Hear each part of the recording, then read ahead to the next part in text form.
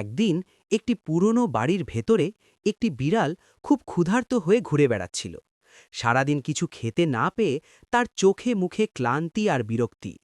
পুরো রান্নাঘর তন্ন তন্ন করে খুঁজেও যখন কিছু পেল না, ঠিক তখনই তার চোখে পড়ে ছোট্ট একটি ইঁদুর, যে তার শেষ চিজের টুকরোটা নিয়ে কোনায় বসে আছে।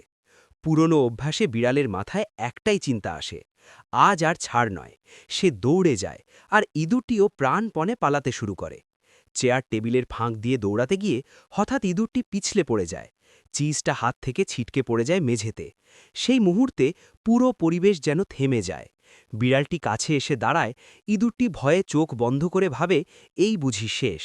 কিন্তু বিড়ালটি আক্রমণ করে না, বরং ইঁদুরটির কাঁপতে থাকা শরীর আর অসহায় চোখ দেখে তার মনে হঠাৎ এক অদ্ভুত অনুভূতি জাগে। সে ভাবে, আল্লাহ তো দয়া ভালোবাসেন, আমি যদি আজ দয়া করি তাহলে কি হবে। এই ভাবনা থেকেই বিড়ালটি চিজটা তুলে নেয়, এবং সবাই যেটা আশা করেনি সেটাই করে। সে চিজটা ইঁদুরটির সামনে রেখে দেয়। ইঁদুরটি ধীরে ধীরে চোখ খুলে অবাক হয়ে তাকায়। এই দয়া সে কখনো কল্পনাও করেনি।